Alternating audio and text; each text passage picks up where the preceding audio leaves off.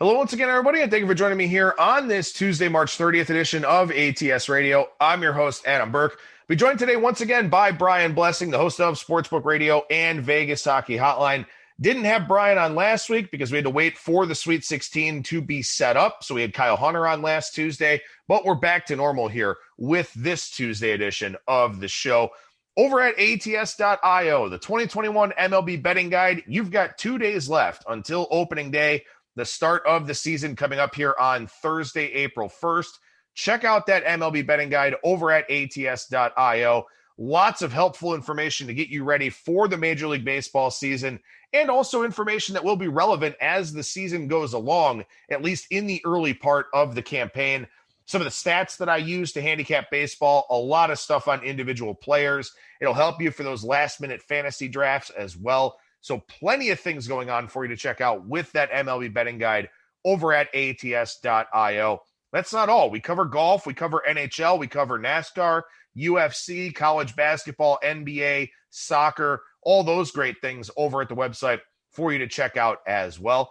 And make sure you download the ATS app, which you can find in the Google Play Store or in the Apple Store. Full article integration with that. It's also a bet tracker and an odds screen and a stats database. Lots of bells and whistles to help you handicap, help you keep track of the games that you've picked, and also a premium model subscription available in that if you are interested for $9.99 a week, $19.99 a month. Download that ATS app today. Works on both Android and iOS devices, so you can find that in the Google Play Store or in the Apple Store. Joined now today by Brian Blessing, the host of Sportsbook Radio and Vegas Hockey Hotline. Lots to talk about on today's program. And Brian, how's it going today, man? All right, Adam. Winding down in the hoops, but as you said, baseball ready to go, and the home stretch for hockey, the NBA, NFL draft's coming. Masters is right around the corner, so there's a lot of cool stuff coming up. Yeah, there definitely is. Lots of stuff for us to get to on today's show. Lots of stuff to talk about down the line here as well. And let's go ahead and start with some immediacy here with the two Elite Eight games coming up on Tuesday night. We already have Houston and Baylor in one of the Final Four matchups. We'll find out the other Final Four matchup after tonight's games. And Brian, let's start with that first one on the board here, the 7:15 Eastern tip-off between USC and Gonzaga. Seeing some USC money here on the board as this line's come down now to 8.5 pretty much across the market. Total sitting at 153 just about everywhere you look. And I'll say this, I think you can make a case for USC. We did on yesterday's show with Kyle Hunter, but it is very, very difficult to step in front of Gonzaga here. People willing to do it, though, here in advance of the game. Well, very briefly, I would just say the Monday night stuff was amazing from the odds makers' perspective. You had Oregon State comes roaring back. Basically, it's a tie game with like 2 to go, and then there's life and death. Like they weren't going to cover the 8. They get the late basket and do indeed cover the 8 barely. And then the Arkansas-Baylor game was flying over the total at halftime. They score 70, 84 points. And that was a drum roll in the final 10 seconds, 20 seconds to get the total. So the odds makers have done a really good job. So in that vein, I mean, you could make a case, I believe, that the Pac-12 has been amazing. And the team that has looked the absolute best in the Pac-12, I think, is USC. And what does this tell you? This number's 8. It was 9. It's 8.5 now. It's just telling you what a monster Gonzaga is. I think USC, their size, it's a really interesting matchup. I think Gonzaga numbers are inflated, but they really may be that good, which to me runs me right to the total. I'm going to sit on the sidelines in terms of the side here and maybe do something in game, but I would lean on this game going over the 153. I mean, this Gonzaga team's in the mid-80s all the time.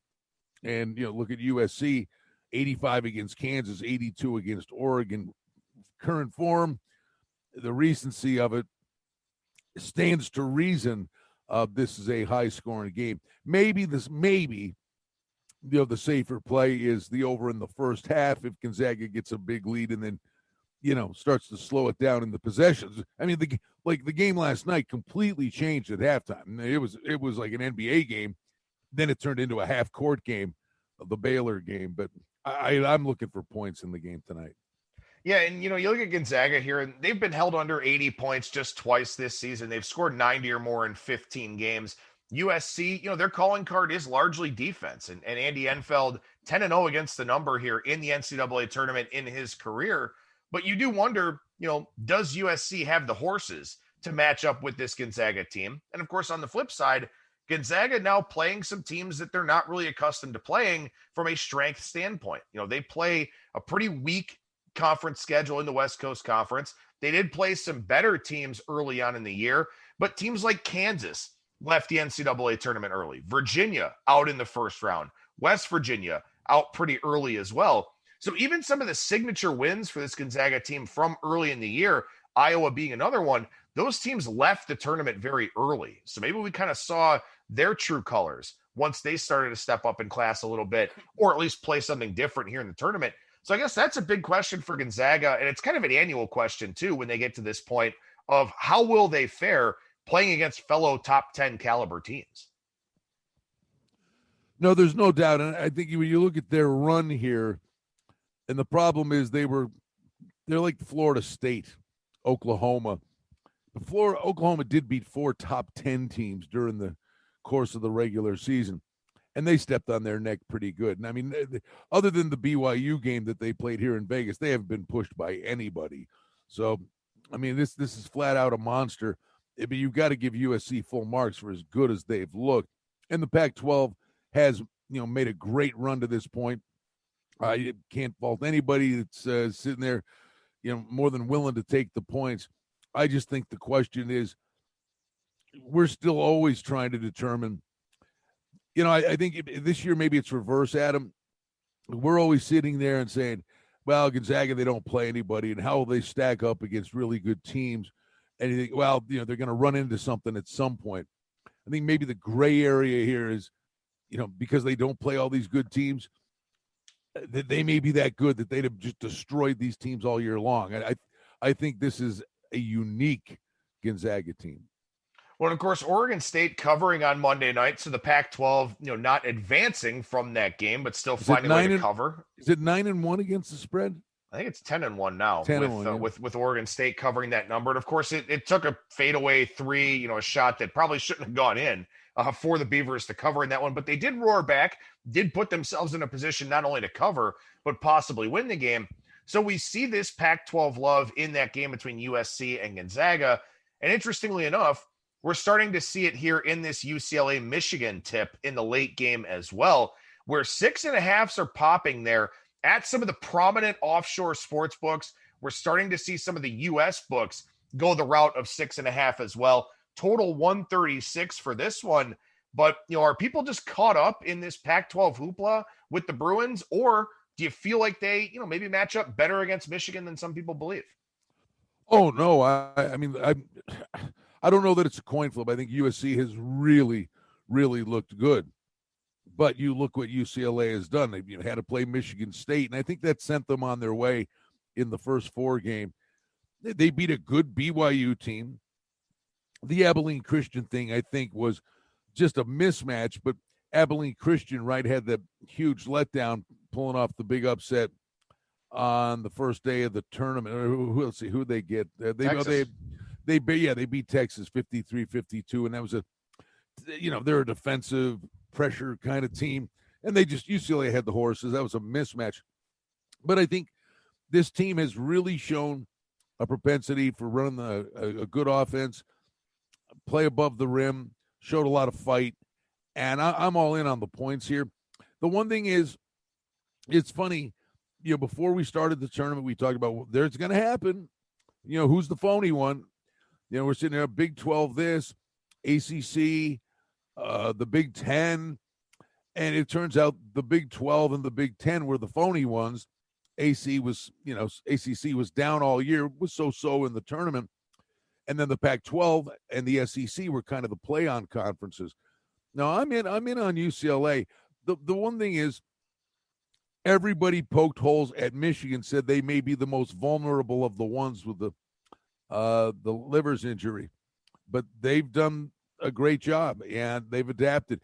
I kind of like UCLA. I take the points. I got to believe that's a low total. And I think maybe the odds makers are onto something here, but I think UCLA's in here with more than a puncher's chance. I can see them winning this game. Well, and of course, the one thing about, looking at totals here at this time of the year, and both of these games kind of in that falling range, as you would expect a lot of them to be in the Elite Eight and probably in the Final Four as well.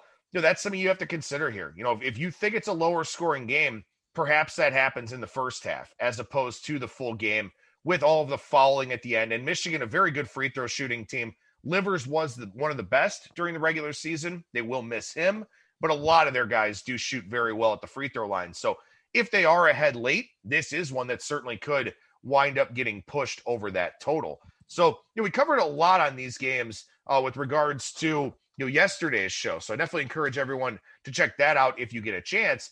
But Baylor and Houston here, we know one of the two Final Four games. And as we look at what Circa Sports put up last night, and I haven't seen an updated number for this, I'll pull up the app here in a second. Baylor -4, 132.5 the total. The early look at that Final Four game here between Houston and Baylor, and anything. Look at it. Looking at 5 and 135. Okay, so a little bit of Baylor money coming in, and also looks like some over money as well. Yeah, it's up to 136.5. That's the number over at Wynn. So that 4.5, 5 range total, probably, I guess the consensus, let's call it 136. So anything jump out about that early number for you? Baylor has, done their part. I mean, they've looked really good. I think they that game was a weird game with Arkansas. Like I said, it was flying, and then you get that big lead and you take your foot off the pedal, and Arkansas made the push. And it was kind of like an NBA team where, the team makes a run at you. And sometimes in the NBA, they just keep on going. Arkansas made the run, and then when they made the run, I don't know what Baylor was thinking sometimes. I think they overthink this stuff.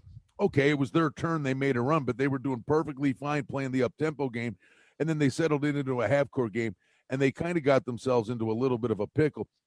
And that could be problematic against a Houston team that is really good in the half-court and on defense.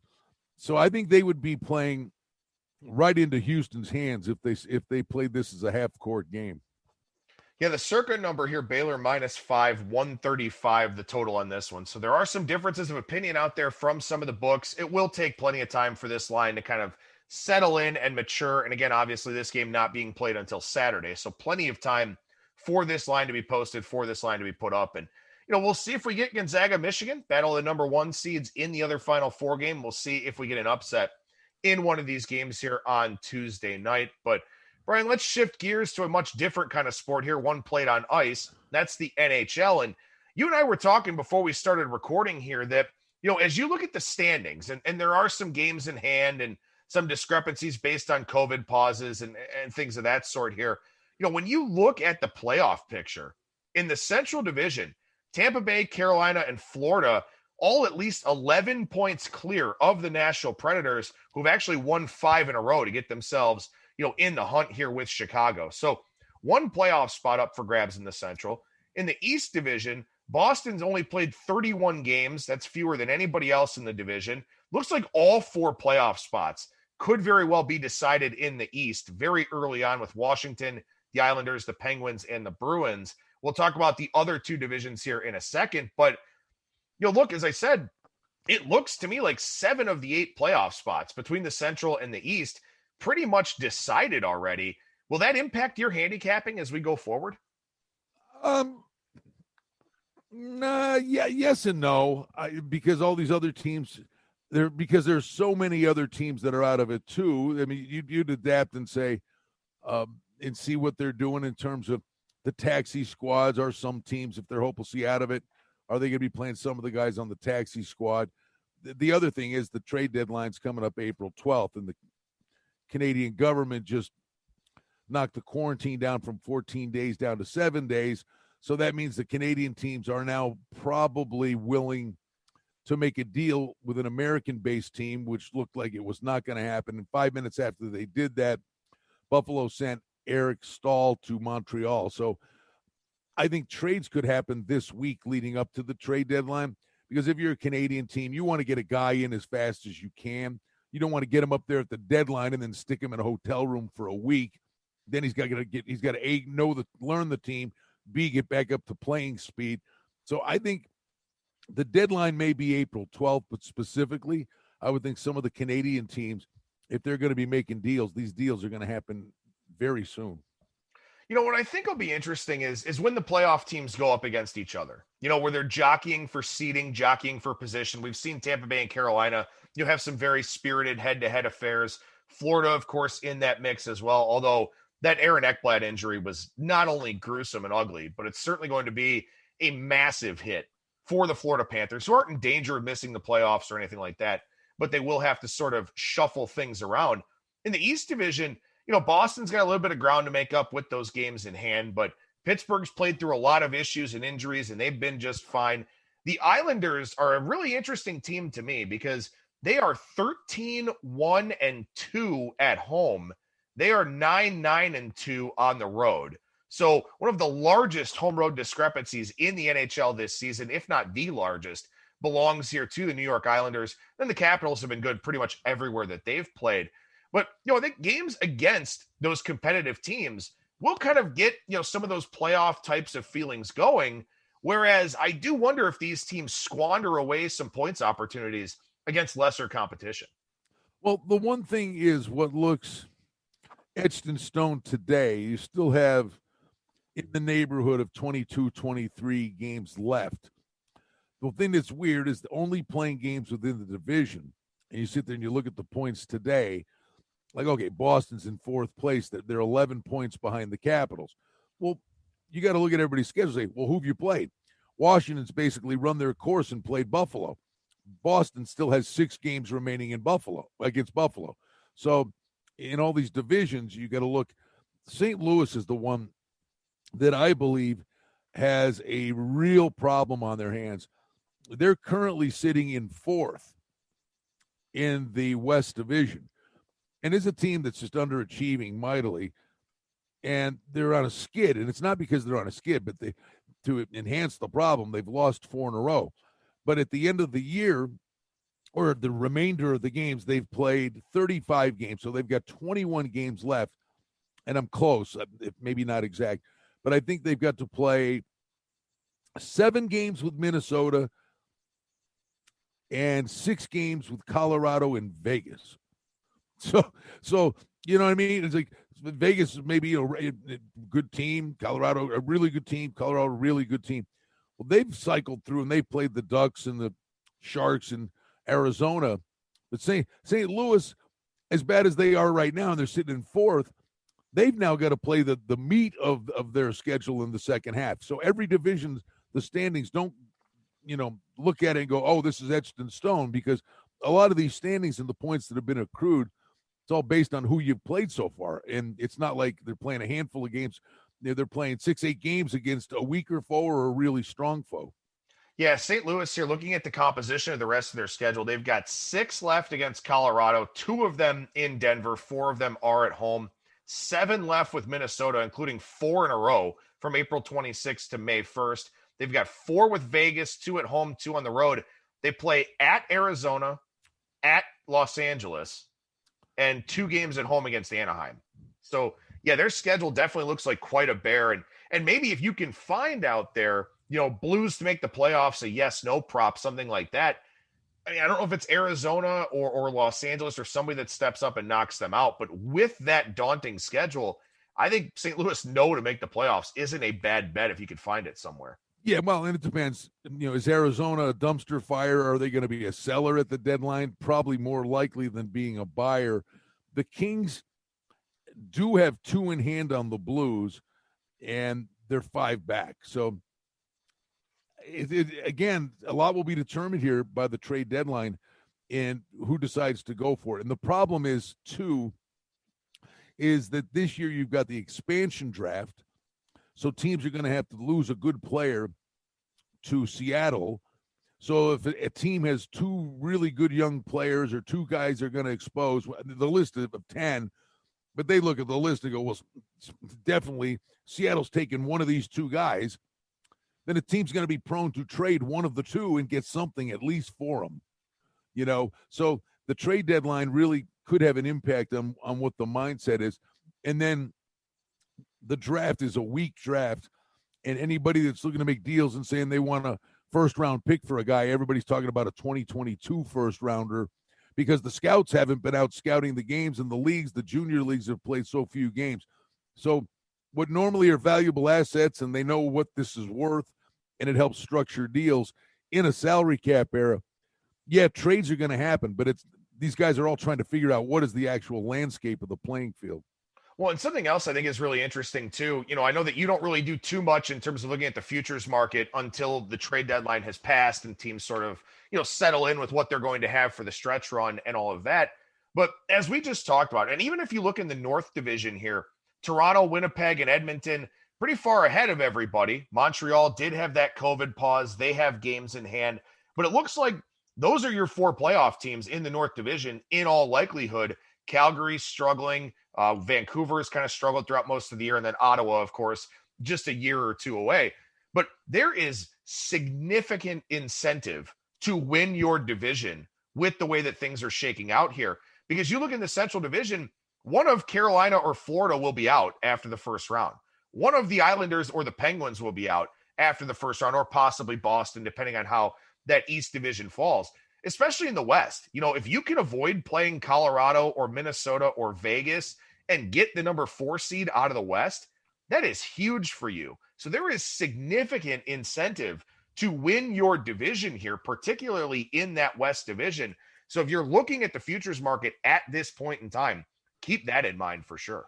Well, actually, yes. The bigger thing in that regard is, like, if Minnesota were to finish 4th, Minnesota actually plays very, very well. They've almost been kryptonite for Vegas. So sometimes those things, be careful what you wish for. I think the real motivation for these teams, Toronto, Vegas, Colorado, Winnipeg's right there now, so is Edmonton. But the real motivation is to rack up as many points. Yes, win the division, but what you want to do is at all costs, you want to avoid either Tampa or Carolina.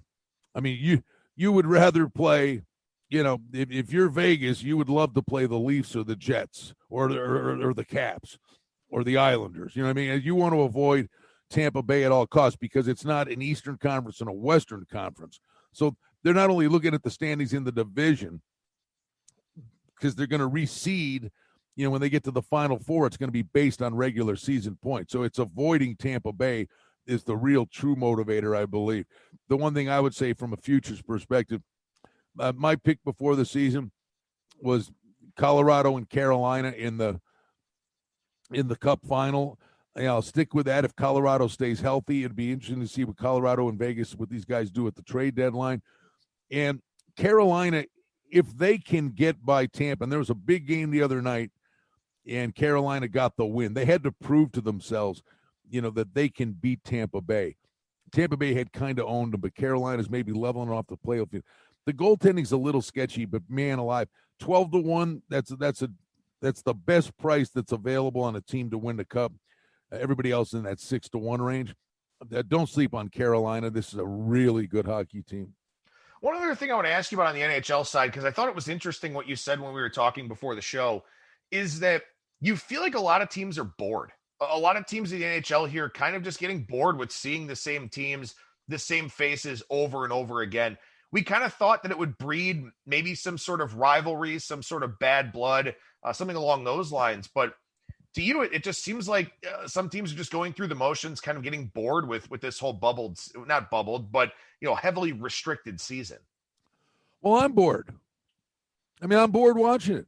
It's my favorite thing. Now, I'm watching it and I'm into it because the betting opportunities are plentiful. But in terms of just, sitting down and it used to be must-see TV, whether you had a bet on it or not. Calgary plays Edmonton, the Battle of Alberta.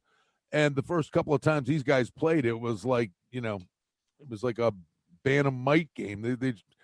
I think the first half of the season, they were all in this, like, we're going through this COVID thing together. And it was almost like it was like a beer league stuff. Like, hey, we'd go have beers with you after the game. The true hate just wasn't there. You thought, oh my God, the Yanks, it's going to be awesome. And I think the bottom line is, I think they miss playing all the other teams around the league, and they're sitting there going, oh, mother of God, we got to play these guys again. We've already played them 6 times. And instead of the hate being built up, I think boredom is kind of kicked in. And now in the home stretch, there's only a handful of battles to get in, like you alluded to. Some of those games are going to have some raucous intensity. I think the games will tighten up because the coaches will want to start implementing their Stanley Cup style of play where things just normally ratchet down and become more defensive in posture. I think that sort of stuff will start to happen. But, I mean, I'm bored watching it. I'm all in on this. I love this. I think the players are bored. I mean, and when you're on the road, you have to go back to your room, go to the rink, go to the room, go to the room, back to the rink. And you can't hang out with anybody. All these guys are kind of on their own. A lot of the angles that we came up with have been really, really successful this year, and that's it mentally on a long road trip. Fade teams on the back end of a long road trip because they are cooked. They are mentally checked out. And the last game of a long road trip, they go to the rink. Their head is already on the bus to the airport after the game before they even take the ice for the warm-ups. So, I mean, there are betting angles that have cropped up because of it, but it is a very odd season. Yeah, it definitely is. And again, I mean, we've seen some extended road trips, to say the least, 6-game, 7-game, 8-game types of road trip stuff where, yeah, it's very hard to remain engaged, especially if, you guys dread going out on the road because you can't do anything. You just. No, but I would just say to you, but it's not a level playing field either. It's patently not unfair. It is what it is. But the teams in the North, the Canadian teams, these guys are traveling around like it's a regular NHL season. I mean, they're flying cross country for all these games. In fact, flying cross country in longer trips than they normally would when the teams in the West and the East and the Central have these 45-minute, 1-hour hops to go play on the road. The teams in the North, I mean, Ottawa, Toronto, up, got to go to Vancouver, up, got to go to Calgary, up, now you got to go to Winnipeg.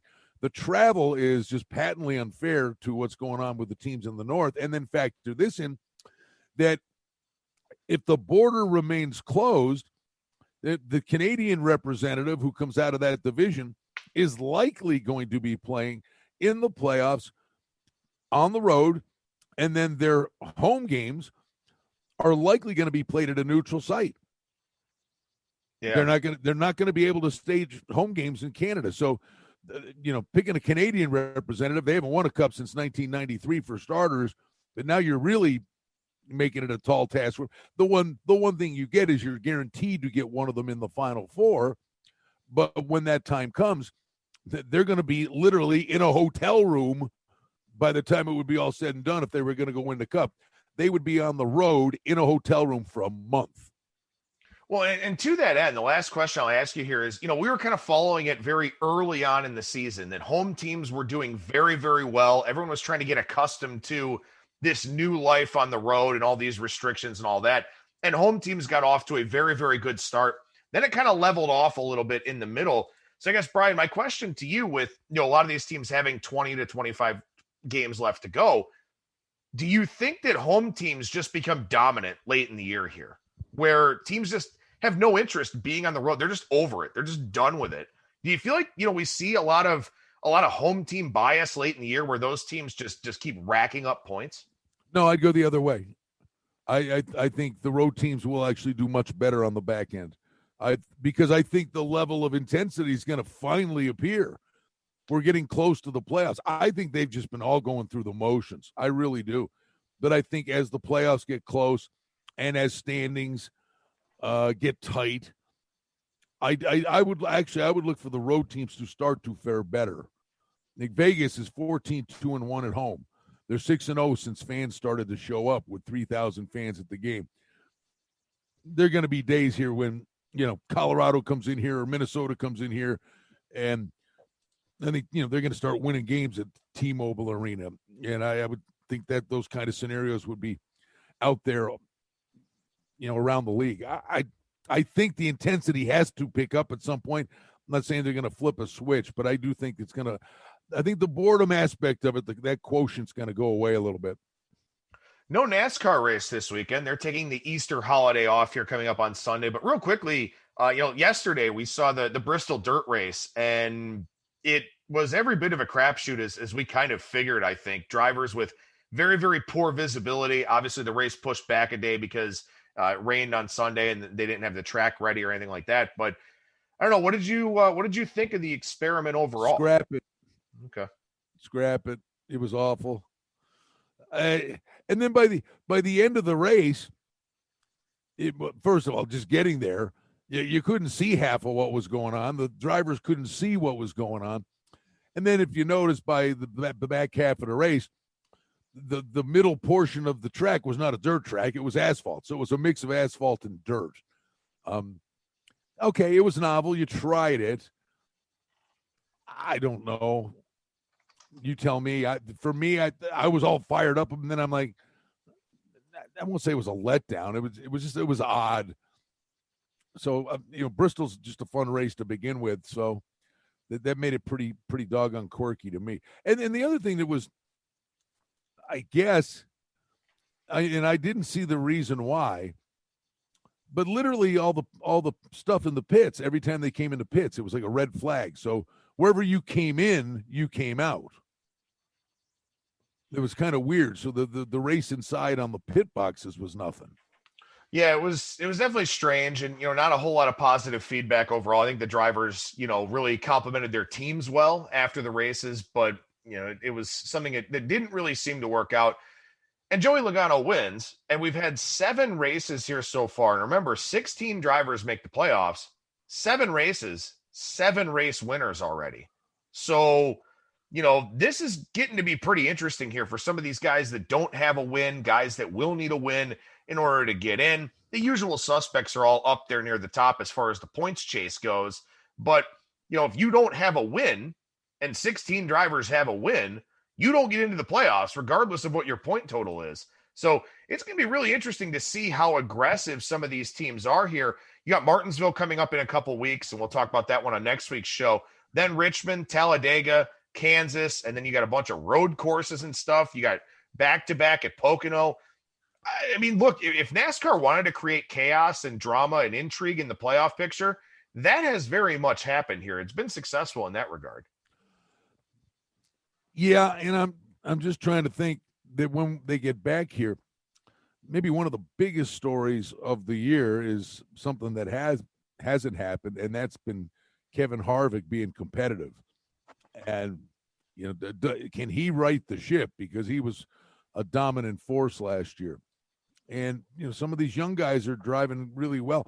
And you tell me, doesn't it seem like they're the same kind of cast of characters? Larson and Blaney seem to have a really good car every week, and then there are some weeks where Hamlin, Harvick's just been bad from day one. The cool thing about it, though, it seems like the playing field has leveled to a degree that they're not the same 2 dominant cars every week. It could be upwards of 10 guys that this could be their week, which I think from a betting perspective is really a good thing. So I think from a betting perspective, it's a tough thing just because, now you've got a lot of different options. And eventually, like I said, with 7 different winners here, and who knows, maybe we'll get an 8th different winner at Martinsville. It just depresses the market for everybody in the sense that you get a win and then you're going to wind up with 9 or 10 guys between 5-1 and 9-1. And then, you'll have that second tier of guys that probably won't win, but will be at those tantalizing prices. I think it's been tough. And that's, one of the reasons why we harp a lot on matchup stuff too. And why that's probably a better way to go, especially at this point in time where, we still have some guys winning races that you never would have expected to get one. Yeah, no, it's been interesting. I mean, I look forward to the back half of the season. I love the restrictor plate races. Talladega, will be looking forward to that one. But again, I just would say anyone that's considering, betting on NASCAR, and I would say I've been late to the party, but in the last three years, I've really gotten into it. I look forward to every race and just do a lot more studying and just have a database in my head of stuff that's going on. But the opportunities that exist, not just for the guy that wins the race, but for matchups. I mean, there'd be many races. I'm sitting there and, they're showing the cars going around at the front, and my eyes are glued to the running list of where the drivers stand in the fractions they're behind, because my big bet is the battle for 10th and 11th. All right, so let's go over to the PGA Tour side of things here, where Dustin Johnson has withdrawn from the Valero Texas Open. Posted both of my previews, one at ats.io and one at bangthebook.com on Monday. Both of those did have DJ written in them. Made a quick editor's note that DJ has withdrawn from this tournament. And look, I mean, this is not a good field. I mean, this is a poor field for this event. The Masters next week, the way the schedule's kind of shaken out with WGC events and invitational tournaments and, the players and all of that, guys just trying to get a week off here before they go to Augusta National. Some guys that are not looking for a week off here. Jordan Spieth, your 11-1 favorite. Tony Finau, 12-1. Scotty Scheffler, 14. Hideki Matsuyama, 18. These numbers coming from BetMGM Sportsbook. Abraham Answer and Corey Connors, both 20-1. Connors, the reigning champion here from back in 2019. But then, Brian, you run into guys like Ryan Palmer and Siwoo Kim and Cameron Tringale and Charlie Hoffman, Brandon Steele, Chris Kirk, Zach Johnson, a two-time winner here. These guys in this 20 to 40-1 range that are regularly 75, 80, 90-1 in a regular strength field. Oh, there's no doubt. And if I could real quick, I got to come back and say the Masters is my favorite sporting event of the year. The Stanley Cup playoffs is number 2. And I got to tell you, the match play, the WGC match play event it's right there, number 3. Wednesday, Thursday, Friday, Saturday, and Sunday. The matchups, it was amazing. I just killed it on Wednesday and Thursday. Was set up beautifully from a future perspective in the quadrants with the bracket. And it was kind of a cataclysmic Friday. Sergio went away. Had some nice long shots, but had such a wonderful Thursday and Friday, or Wednesday and Thursday. And then on Sunday in the final matches, got out with, I played a parlay and hooked up Horschel with Kuchar after watching them play in the morning. So I just think that is such a wonderful event. I wish they could find a way to add a second one of those. That is such a special event. As for this one, it's the look-ahead spot to the Masters. That's, DJ's like, why? I'm going to, I think DJ just went to Cancun or something just to make sure he avoids Kevin Na for an extra week. But, they're all looking ahead to the Masters. But there are guys, the one thing that when you say what's on the line here is the final opportunity to punch your ticket for an invite. It was, and again, what does the past mean? But fond memories. The 1 year, it was maybe one of the best things I ever did was I had Ian Poulter, who had played great in the match play the week before. And he in the whole talk of him at the match play was he wanted to get into the Masters. And I don't know if he made it to the semis or the finals. I think he made it to the semis. So then they come to this thing, and he's 80-1. So I bet him at 80-1. He shoots like a 73 on Thursday. He came back and shot a 64 on Friday, and he was 60-1 on the weekend. I bet him again at 60-1 coming in. And if you remember that, where he I think he birdied 18 to force a playoff and then won. So look for guys that aren't in the Masters. Your buddy, isn't he the guy you root for? Ricky Fowler. Fowler's not in the Masters. Fowler's has to win this to get into the Masters. I mean, and it's not the greatest field, and his form's nothing special. But don't forget that nugget that's out there. Yeah, Fowler, definitely one of them. Seeing him here at 80-1, the current form is so bad, I don't think I can do it. But there's another guy at 80-1 in Adam Hadwin who needs to win this in order to get into the Masters. And that's a guy who's plenty capable, I think, of emerging from this field. Brandt Snedeker, Jim Furyk, Nick Taylor, a few other guys that you may want to keep an eye on here because they need to win in order to get that Masters invite. TPC San Antonio, par 72, 7,500 yards. Corey Connors winning this thing in 2019 tells you that it's a ball striker's course, and you probably don't have to be a great putter because Connors is not a good putter at all. So maybe that's something that you want to take a look at here for this one. But again, not a great field, not a lot of guys in good recent form either, because they either haven't been playing tournaments because they don't qualify for the WGC or the Invitationals, or they're just not great players playing on very difficult courses and difficult formats. So we don't have a lot of great recent form coming into this one. Any guys you have played? Yeah, I mean, don't forget, it's the Winds of Texas, and we saw the Winds really blow up on the weekend in the match play. Speed's 12-1. Texas guy playing great. He's been on the leaderboard every week. Yeah, can't blame it. 12-1. Scheffler, 16-1. Boy, I'm telling you, I've been saying for weeks, Scotty Scheffler's going to win, and I'd have been sick to my stomach had he won that thing, and I was on the sidelines with him. But I think that might have exacted a toll on him. He got to be worn down coming into this thing. Finau can't kick the door down. I'll give you some guys that maybe he could be worn down or his form had been so bad, but now he's rejuvenated. Kuchar's at 60-1. Martin Laird at 125-1. This is a kind of event. Martin Laird shows up. Sebastian Munoz has been really weird. He had great rounds and then always one bad one, but he's much better than 80-1. But I'll tell you the guy with the wind, and I thought about him. I know we had talked about it. Maybe it was the last podcast we did. I forget which tournament it was on the Florida Swing, where I had mentioned Zach Johnson to you. And Johnson was contending. He was on the first page of the leaderboard into the weekend. Low driving ball flight and the winds here in this kind of field. I think 55-1's more than a fair price for a guy like Zach Johnson. Yeah, Zach Johnson, again, two-time winner of this event in the past. Throw out a couple of names. I mentioned Hadwin at 80-1. I do like him, and like I said, he's got plenty of incentive here trying to get that Masters invite. When you look at ball strikers in this tournament, Keegan Bradley is 50-1. He's 8th in strokes gained tee to green this year and 6th in strokes gained approach. Both of those numbers now the best in the field now that Dustin Johnson is not in it. So Keegan Bradley at 50-1. Not a bad play from a statistical standpoint here. I think he's a guy that's pretty interesting. If I knew that Joel Damon wasn't hungover going into Thursday, I was just going to bring him up. That'd be interesting. Listen, current form, guys got to win. Nobody paid an ounce of attention to it.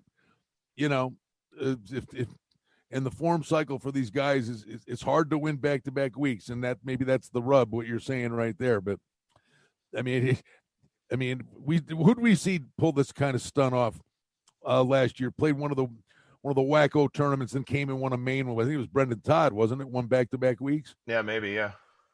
So Damon is not a throwout, that's for sure.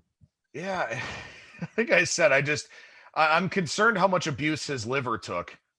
In that alternate event over the weekend, and of course, the travel and all that kind of thing. One other name I was kind of looking at here, and he was there, in the final groups for the Players Championship, and that final round was visibly painful, and he wound up missing the cut in the Honda Classic the week after. Doug Gim at 80-1. Again, you talk about ball strikers in this field, and there aren't a ton of them.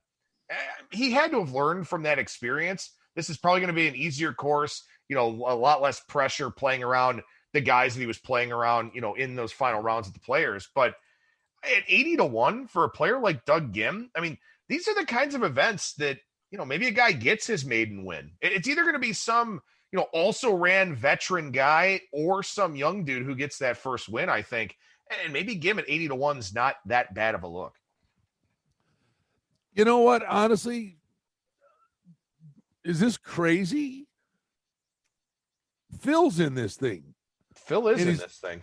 He's 110-1, and that older guys can compete at the Masters if you're in good form, the putter's working, and you've got the knowledge of the course. And he's trying, you've got to believe, the senior tour mixed in there. Actually, he was pretty competitive in the one main event a few weeks back.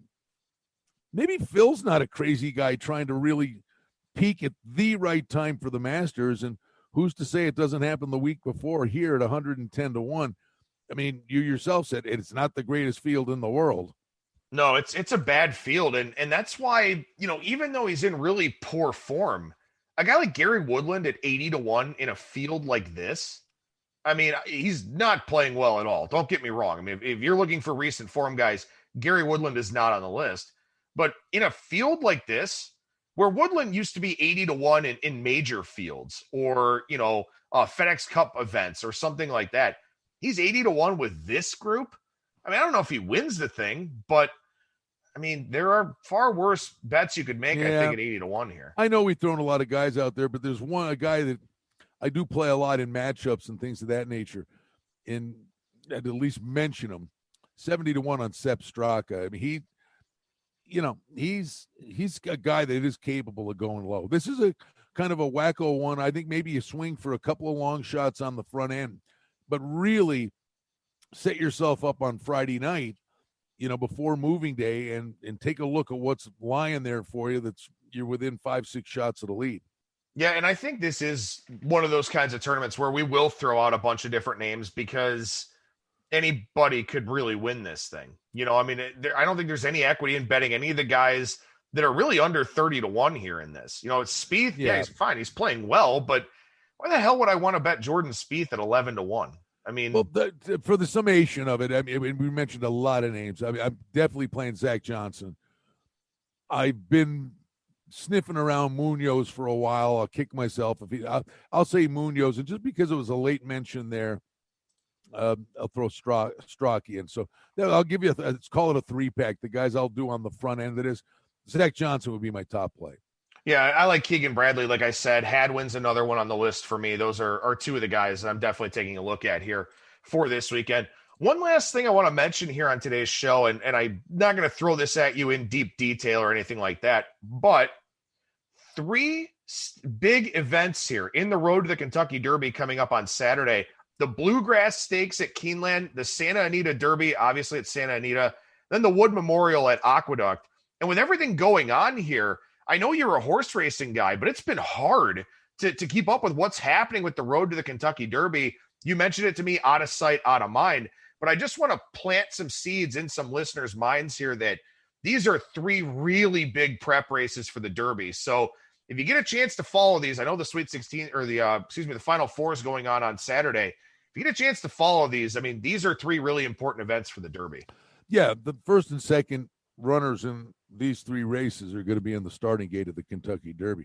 And I got to tell you that this is probably a year I've played the least amount of horses I've played ever. And there's just a weird thing going on out here in Vegas. It's driving us all nuts, where they've had contract disputes where we've had a whole spring, even last summer when nothing was going on but horse racing. They're not taking Churchill. They're not taking Oaklawn. You can't bet on fairgrounds. It's almost that, you're sitting there playing races at Mahoning Valley. So in terms of the big picture, I've kind of been on the shelf of it because half the damn races you can't bet.